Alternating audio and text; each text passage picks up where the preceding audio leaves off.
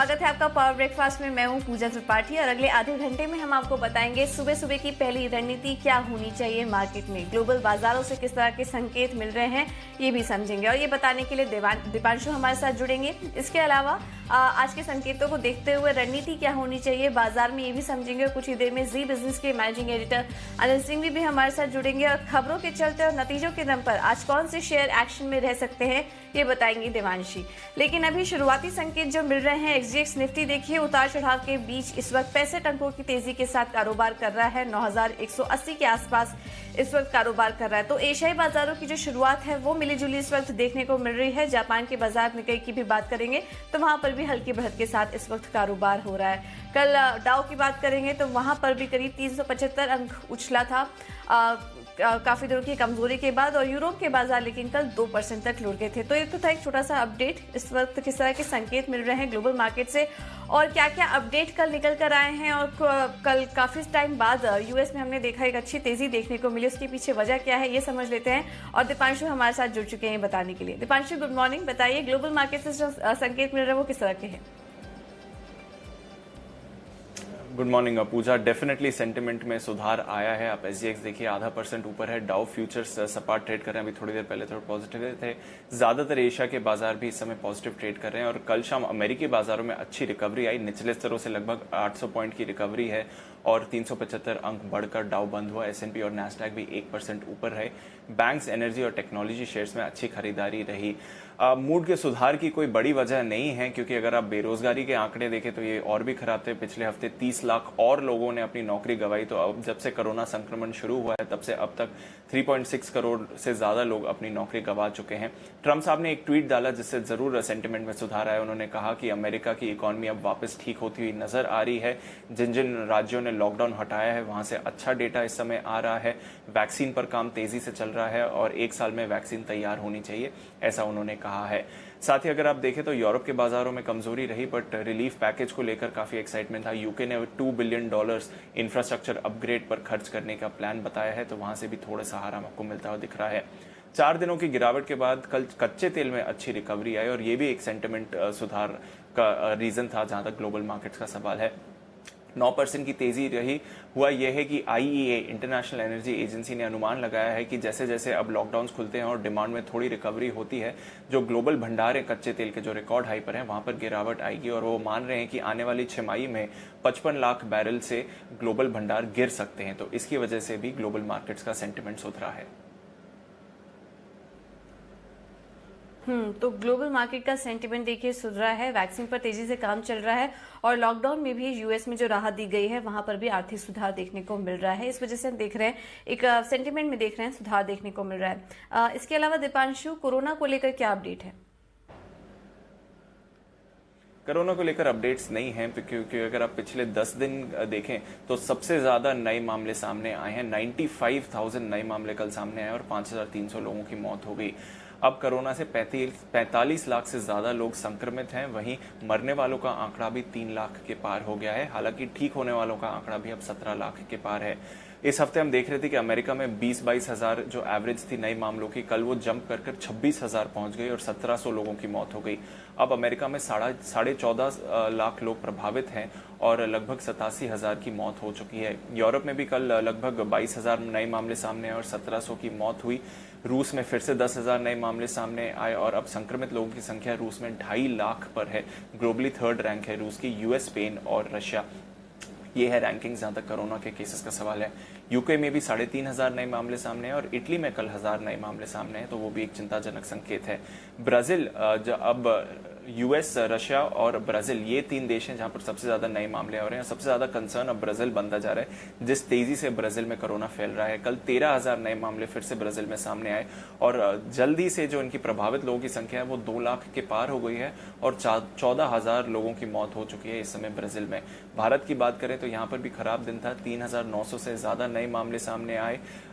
लगभग 58 लोगों की मौत हो गई। 98 लोगों की कल मौत हुई है कोरोना से और अब 82,000 लोग भारत में प्रभावित हैं। 2650 की मौत हो चुकी है। अगर आप भारत की बात करें तो चीन और भारत में कोरोना के मामलों में सिर्फ 1,000 का फर्क है, यानी कि आने वाले दिन में भारत अब चीन से आगे हो जाएगा जहां तक कोरोना से प्रभावित लोगों की संख्या है। तो ये भी एक चिंताजनक संकेत जरूर आ रहा है भारत के लिए।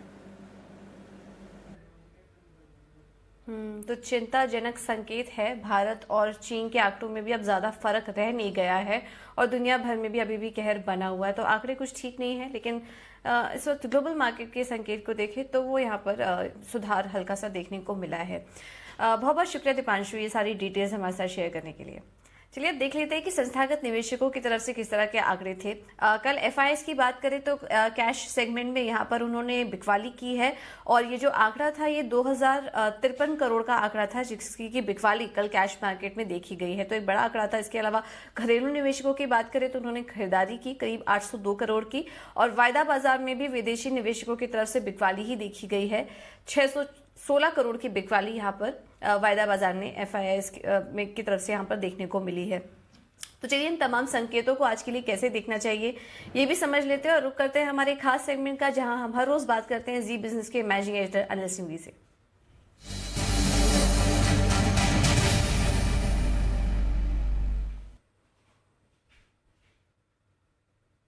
Anil sir good morning. सबसे पहले तो नतीजों पर आपका व्यू जानना चाहेंगे। कल बायोकॉन के नंबर्स आए हैं और मनप्पुरम फाइनेंस ने भी अपने नतीजे घोषित किए। इन दोनों नंबर्स पर आपकी राय क्या होगी? गुड मॉर्निंग पूजा। मनापुरम के नंबर्स तो बहुत ही तगड़े नजर आ रहे हैं और 40% के आसपास का डिसबर्समेंट मतलब किसी की भी उम्मीद से बहुत बेहतर है इस मुश्किल समय में। स्पेशली जब मार्च के महीने में कामकाज कम हो गया था। हो सकता है पता नहीं लॉकडाउन के चलते लोगों ने ज्यादा लोन लिया हो। हालांकि लॉकडाउन का ऐलान तो 22-23 मार्च के आसपास हुआ था, लेकिन बड़ा इंटरेस्टिंग और बड़ा फिगर ये डिसबर्समेंट का आया है जो बाजार को पसंद आएगा। तो मुझे लगता है कि अब वो अलग बात है कि आगे अब किस तरह का रहता है, लेकिन उस लिहाज से ये एक स्टॉक है जो मुझे लगता है कि आज कमाल कर सकता है। यहाँ पर एकदम अच्छा एक्शन देखने को मिलेगा और अगर स्टॉक 8-10% बढ़ जाए तो मुझे आश्चर्य नहीं हुआ। हाँ, बाकी फ्रंट पर नंबर्स बहुत अच्छे नहीं है। प्रोविजनिंग बढ़कर आई है, परसेंटेज में नहीं देखेंगे, 125 करोड़ के आसपास की प्रोविजनिंग है। जैसे देखेंगे तो 750% है। इनकम के लेवल पर, प्रॉफिट के लेवल पर दोनों बाकी ठीक है। तो रिजल्ट मन्नापुरम के काफी बेहतर है। बायोकॉन के रिजल्ट थोड़े उम्मीद से कम है, खासतौर से कामकाजी मुनाफा काफी नीचे आया है। जो हमारा अनुमान था उसके मुकाबले में आप देखें तो उसका असर पड़ेगा। तो बायोकॉन हो सकता है 320-325 रुपए की रेंज तक करेक्ट हो जाए, तो थोड़ा वहां पर करेक्शन की गुंजाइश है। 3 से 5% तो मिनिमम ये नीचे आ सकता है। तो नतीजों के लिहाज से दो इंटरेस्टिंग है ये। मन्नापुरम काफी मजबूत और बायोकॉन हल्की कमजोर भी।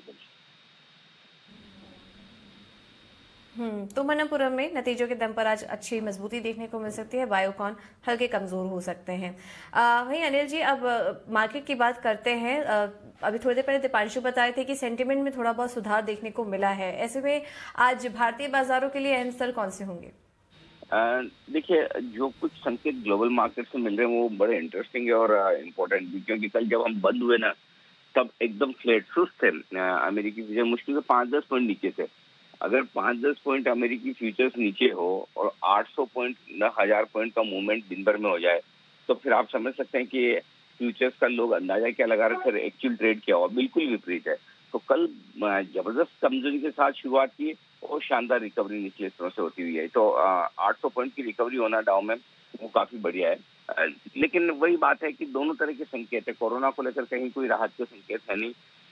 चीन के खिलाफ ट्रम्प साहब वापस कब क्या कहेंगे इसका कोई भरोसा नहीं, लेकिन लग ये रहा है कि उम्मीद से ज्यादा जल्दी चीन के खिलाफ ट्रम्प ने बोलना भी शुरू कर दिया और हो सकता कोई एक्शन भी ले। वो रिस्क ग्लोबल मार्केट की हमेशा रहेगी। लेकिन बाकी जो कुछ संकेत आए थोड़े से सेंटीमेंट सुधारने वाले हैं, उसका असर भारतीय बाजारों पर भी पड़ेगा। एशिया में भी मिला जुला हल्का पॉजिटिव कारोबार है। हमारे यहाँ भी थोड़ी रिकवरी आनी चाहिए। और वैसे भी कल एक्सपायरी हो गई और बाजार एकदम इम्पोर्टेंट सपोर्ट लेवल 9100 के आसपास सपोर्ट लेते हुए दिखे। बट एक ही चीज जो आज दिक्कत वाली है, कल क्लोजिंग हमने इस मई महीने की सबसे लोएस्ट क्लोजिंग देखी है, 9200 के नीचे की। तो आज क्लोजिंग 9200 के ऊपर होना बहुत जरूरी है। अगर हम 9200 के नीचे क्लोज होते तो फिर मजबूती है नहीं, फिर छोड़ दीजिए। और कल देर शाम जो वित्त मंत्री जी ने पैकेज का ऐलान किया वो न्यूट्रल है बाजार के लिए, उसमें कोई खास बात बाजार के लिए तेजी या मंदी के लिहाज से है नहीं। तो मेरा ये समझना है आज के लिए 9100 को सपोर्ट रेंज मानकर चलिए। ऊपरी स्तरों पर 9250, 9350 परफेक्ट प्रॉफिट बुकिंग जोन है। हफ्ते के आखिरी दिन अगर वहां मिलता है मौका आपको तो जरूर बेचिए। बैंक निफ्टी का जहां तक सवाल है 18850, 19000 ये 150 पॉइंट की रेंज आखिरी उम्मीद है। 18850 आपने अगर तोड़ दिया तो 18300, 18500 आज ही आ जाएगा। 19400, 19750 ऊपरी रेंज है जहां पर आपको प्रॉफिट बुकिंग आती है। ओके, तो निफ्टी के लिए आज 9,200 का स्तर ये काफी अहम होगा आज वॉच करने के लिए। बहुत बहुत शुक्रिया अनिल जी हमारे साथ जुड़ने के लिए और पूरी रणनीति दर्शकों को बताने के लिए। तो चलिए, ये तो था मार्केट पे रणनीति और ग्लोबल मार्केट से किस तरह के संकेत मिल रहे हैं इस वक्त, लेकिन खबरें भी आज ढेर सारी हैं और नतीजे भी आज काफी सारे हैं जहां पर कि आपको नजर रखनी है। और ये बताने के लिए देवांशी हमारे साथ जुड़ चुकी हैं।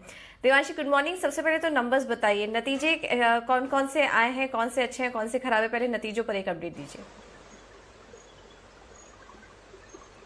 बिल्कुल पूजा, अब देखिए नतीजे काफी सारे थे और सबसे पहले अगर बायोकॉन और मन्नपुरम की बात करें तो जैसे कि अनिल सर ने कहा कि बायोकॉन यहाँ पे जो नंबर्स थे वो अनुमान से हल्के से कमजोर आते हुए जरूर दिखे, स्पेशली आई फ्रंट पर 21% तक की ग्रोथ इस बार कंपनी ने क्लॉक इन की है। और साथ ही अगर मुनाफे की बात करें तो 14% तक की ग्रोथ देखने मिली है, करीब 16 से 17% बढ़ने का अनुमान था। वहीं आप देखिए मन्नपुरम फाइनेंस अच्छे नतीजे हैं। मैं आपको दूसरे आंकड़े बता देती हूँ, जो ब्याज से आए हैं करीब 33% तक की बढ़त देखने मिली है, मुनाफा करीब 40% से ज्यादा बढ़ता हुआ दिखा है। लेकिन प्रोविजंस आप देखिए इस बार काफी ज्यादा जंप हमने प्रोविजंस के आंकड़ों में देखा है, 14 करोड़ से बढ़कर 122 करोड़ के प्रोविजंस यहाँ पे कंपनी ने लिए हैं। और एसेट क्वालिटी का अगर बात करें तो ऑलमोस्ट डबल होते हुए दिखे, जेएनपीए 0.5% से बढ़कर 0.9% पे आते हुए दिखे, नेट एनपीए 0.2% से बढ़कर 0.5% पे आते हुए दिखे। साथ ही टाटा कंज्यूमर प्रोडक्ट्स में आपको बता दूं आंकड़े कंपेरेबल नहीं है, टाटा केमिकल के जो कारोबार का अधिग्रहण कंपनी ने किया था इसके चलते, लेकिन ओवरऑल जो नंबर्स हैं वो अनुमान से हल्के से कम आते हुए दिखे हैं। 2405 करोड़ पर आय आती हुई दिखी है, 2450 करोड़ का अनुमान था। वहीं कामकाजी मुनाफा 310 करोड़ पर आता हुआ दिखा है।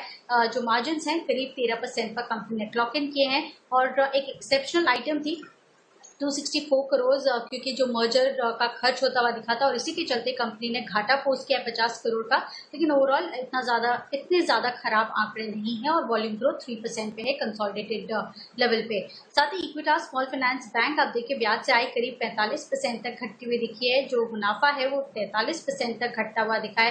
प्रोविजन इस बार बढ़ते हुए दिखे हैं और जो एसेट क्वालिटी वो भी इस बार हल्की सी कमजोर होती हुई दिखी है। यूनिकेम लैब्स पर आप नजर कीजिए, कंपनी की जो रोहा इकाई है इसको यूएस एफडीए से ईआईआर मिल चुका है, ये पॉजिटिव खबर है। और फार्मा कंपनीज फिर एक बार आज खबरों में रहेंगी, क्योंकि सूत्रों के मुताबिक आप देखिए न्यूज सोर्सेस कहते हैं कि जो दवा है जिलियाड की, उसके लिए सारी जो कंपनीज हैं जिसकी doctor Reddy's, Natco, Cadila, strides pharma, ये सभी फिर एक बार चर्चा कर रही है इसके साथ करार करने के लिए। और साथ ही आप देखिए रिलायंस इंफ्रा, ये स्टॉक भी आज फोकस में रहेगा, क्योंकि बीएसीएस में करीब 51% हिस्सा खरीदने के लिए अब टाटा ग्रुप, अदानी ग्रुप और सीएससी दौड़ में आते हुए शामिल होते हुए दिख रहे हैं। और आखिर में फंड एक्शन पर अगर नजर करते हैं तो क्यूमेंस इंडिया, ये नजर रखें आप, अमुंडी फंड्स ये कंपनी है, AMUNDI अमुंडी फंड्स ये कंपनी है जिन्होंने करीब 18 लाख शेयर 349 रुपीस के करीब प्रति शेयर इस भाव पर खरीदे हैं। तो इसके चलते आज एक्शन क्यूमेंस में दिखेगा।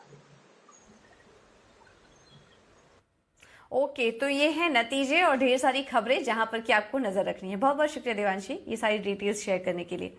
तो चलिए, ये तो थे खबरों वाले शेयर्स, लेकिन आज स्टॉक स्पेसिफिक रणनीति क्या होनी चाहिए ये भी हम आपको बता देते हैं। और नजर रखिए एक्सिस सिक्योरिटीज के कॉल्स पर, इन्होंने अपने दोनों ही कॉल में खरीदारी करने की राय दी है। मैरिको इनका पहला कॉल है, 317 के लेवल्स पर खरीदारी करने की राय दे रहे हैं। स्टॉप लॉस लगाइए 313 का और आज के लिए 326 तक के लेवल्स मैरिको में आज देखने को मिल सकते हैं। और दूसरा जो कॉल आ रहा है वो है अल्ट्राटेक सीमेंट पर, 3609 ये लेवल है जिस पर कि अल्ट्राटेक सीमेंट आप खरीद सकते हैं। स्टॉप लॉस लगाइए 3578 का और 3665 के लेवल्स आज अल्ट्राटेक सीमेंट में देखने की उम्मीद है। तो मेरिको और अल्ट्राटेक एक्सिस सिक्योरिटीज की तरफ से ये दो बाई कॉल। लेकिन मार्केट पे एक और रणनीति समझ लेते हैं और हमारे साथ इस वक्त सिमी भौमिक भी जुड़ चुकी हैं। सिमी, गुड मॉर्निंग, बहुत बहुत शुक्रिया समय देने के लिए। तो आज मार्केट कैसा लग रहा है आपको और कौन से अहम स्तर होंगे जो कि आज वॉच करने चाहिए मार्केट में? वेरी गुड मॉर्निंग पूजा। मेरे ख्याल से आज निफ्टी और बैंक निफ्टी दोनों इंडाइसेस में एक रेंज बाउंड मूवमेंट देखने को मिलना चाहिए। निफ्टी के लिए जैसे मैंने रखा है कि 9100 और 9200 की इसी रेंज के बीच में निफ्टी को ट्रेड करना चाहिए। और जब तक निफ्टी 9100 का लेवल ब्रेक नहीं करता है तब तक नया शॉर्ट का कोई सजेशन मैं नहीं दे रही हूँ। और उल्टा अगर 9200 से ऊपर जाके निफ्टी सस्टेन करने लगता है तो वहाँ पे मैं एक लॉन्ग कॉल सजेस्ट करूंगी जिसका टारगेट 9280 से 9320 तक भी हो सकता है। उधर से अगर 9100 से नीचे जाके निफ्टी सस्टेन करने लगता है तो 9010 से 8990 का रेंज भी निफ्टी के लिए खुल जाएगा। तो मोटे तौर पर अगर निफ्टी 9100 से 9200 के बीच में ट्रेड करने लगता है तो कोई भी ट्रेड सजेस्ट नहीं करूंगी। सिमिलरली अगर बैंक निफ्टी 19,000 से 19,300 के बीच में मेंटेन कर रहा है तो कोई भी ट्रेड लेने में प्रॉब्लम होगा। 19,000 ब्रेक करने के बाद ही बैंक निफ्टी को मैं सेल करने का सलाह दे रही हूँ। उधर से अगर 19,300 के ऊपर जाके बैंक निफ्टी सस्टेन करने लगता है तो एक कॉन्ट्रेरियन लॉन्ग पोजीशन देखने को मिल सकता है, लिया जा सकता है, जिसका टारगेट 400-500 पॉइंट का ऊपर का रैली आ सकता है। और नीचे अगर 19,000 ब्रेक हो जाता है तो पूजा सेम जो रेंज मैंने ऊपर में दिया है तो 19,300 के ऊपर 400-500 पॉइंट का रैली देखने को मिल सकता है। वैसे ही 19,000 का लेवल अगर ब्रीच हो गया, वो क्रिटिकल सपोर्ट है, वो साइकोलॉजिकल सपोर्ट भी है, वो सपोर्ट अगर ब्रीच हो गया तो नीचे भी 400-500 पॉइंट का करेक्शन और खुल जाएगा। मतलब 18,400-500 तक आ सकता है निफ्टी नीचे अगर 19,000 का लेवल डिसाइसिवली ब्रेक होता है। तो कंडीशनल बाय सेल कॉल रहेगा मेरा। पूजा ओके, तो ये जो रेंज है इस पर नजर रखिए आप।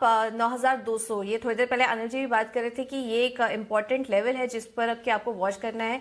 इसके ऊपर अगर निकले तो खरीदारी करने की सलाह नहीं दे रही है सेमी। 9,100 के नीचे निकले तो शॉर्ट करने की सलाह आपको दी जा रही है। और बैंक निफ्टी में भी 19,000 से 19,300 के दायरे में ट्रेड करने की सलाह फिलहाल नहीं दी जा रही है। इसके अलावा सेमी स्टॉक स्पेसिफिक रणनीति आज के लिए क्या होगी? स्टॉक स्पेसिफिक में 2 सजेशन लेके आई हूँ, जिसमें एक सेल कॉल है और एक में बाई कॉल मैं ढूंढ रही हूँ। सेल कल रिलायंस में काफी वीकनेस के साथ रिलायंस बंद हुआ था, तो मैं रिलायंस को सेल करने का सलाह दे रही हूँ, क्योंकि मुझे लगता है कि एक बार ये शायद 1400 के नीचे जाने वाला है। तो रिलायंस करंट लेवल पर सेल करके देखा जा सकता है। स्टॉप लॉस मैं 1455 या 1460 के ऊपर लगाने के लिए कहूंगी और नीचे टारगेट होगा 1410, 1390, ये 2 टारगेट्स होगा नीचे। और उधर से मैं बाई कॉल दे रही हूँ बालकृष्ण इंडस्ट्रीज में, जिसमें कल अच्छा ब्रेकआउट आया था। करंट लेवल पर खरीदने का सलाह होगा। 945 का स्टॉप लॉस होगा। क्लोजिंग बेसिस पर ये स्टॉप लॉस फॉलो करूंगी और बालकृष्ण इंडस्ट्रीज का टारगेट 990 से 1010 का हो सकता है। वो नेक्स्ट वीक तक ये टारगेट मिल सकता है। तो 945 का क्लोजिंग बेसिस का स्टॉप लॉस मैं बालकृष्ण इंडस्ट्रीज में सजेस्ट करूंगी। और रिलायंस का इंट्राडे कॉल है, जिसका स्टॉप लॉस वीकली मेंटेन करना पड़ेगा 1455 या 1460 के ऊपर और टारगेट 1410, 1390 का टारगेट होगा रिलायंस के लिए। ये इंट्राडे कॉल है। ओके, बहुत बहुत शुक्रिया सिमी, ये रणनीति हमारे साथ शेयर करने के लिए और हमारे साथ जुड़ने के लिए। चलिए, तो था इक्विटी मार्केट का एक्शन, लेकिन कमोडिटी में क्या करना चाहिए ये भी आपको बता देते हैं। और हमारे साथ वंदना भारती इस वक्त जुड़ चुकी हैं अपनी रणनीति के साथ। वंदना, बहुत बहुत शुक्रिया समय देने के लिए। कमोडिटी में आज क्या ट्रेड लेना चाहिए? कच्चा तेल और रुपी, इन सब में कौन से लेवल्स आप वॉच कर रही हैं आज के लिए? गुड मॉर्निंग पूजा। जिस तरीके से मूव आई है, काफी स्ट्रांग मूव थी। सऊदी की तरफ से काफी ज्यादा प्रोडक्शन कट हुआ यहाँ पे, अनएक्सपेक्टेड था, तो उसका फायदा एक क्रूड को यहाँ पे मिला और काफी हायर साइड हम लोगों ने आते हुए देखा। लेकिन आज कोई जीडीपी डेटा और रिटेल सेल्स डेटा शेड्यूल है यूएस का, जो कि थोड़ा नेगेटिव आने का एक्सपेक्टेशन है और वीक का लास्ट ट्रेडिंग डे है, तो मेरे ख्याल से थोड़ी सी प्रॉफिट बुकिंग आ सकती है क्रूड ऑयल में। तो यहाँ पे मुझे सेलिंग रिकमेंड करना है 2050 के लेवल पे। टारगेट 1950 का होगा। स्टॉप लॉस यहाँ पे 2100 का हम रख सकते हैं। और दूसरी कमोडिटी है नेचुरल गैस। नेचुरल गैस में कल हम लोगों ने लोअर लेवल से रिबाउंड आते हुए देखा और मुझे लग रहा है कि ये रिबाउंड जो है वो थोड़ा सा कंटिन्यू होना चाहिए। यहाँ पे 128 पे बाय करके 134 का टारगेट रखना चाहिए। स्टॉप लॉस यहाँ पे रहेगा 123 रुपीज का। और नेचुरल गैस में मुझे लग रहा है कि स्लोली ये एक बार 142, 143 तक भी ये कमोडिटी जा सकती है यहाँ पे।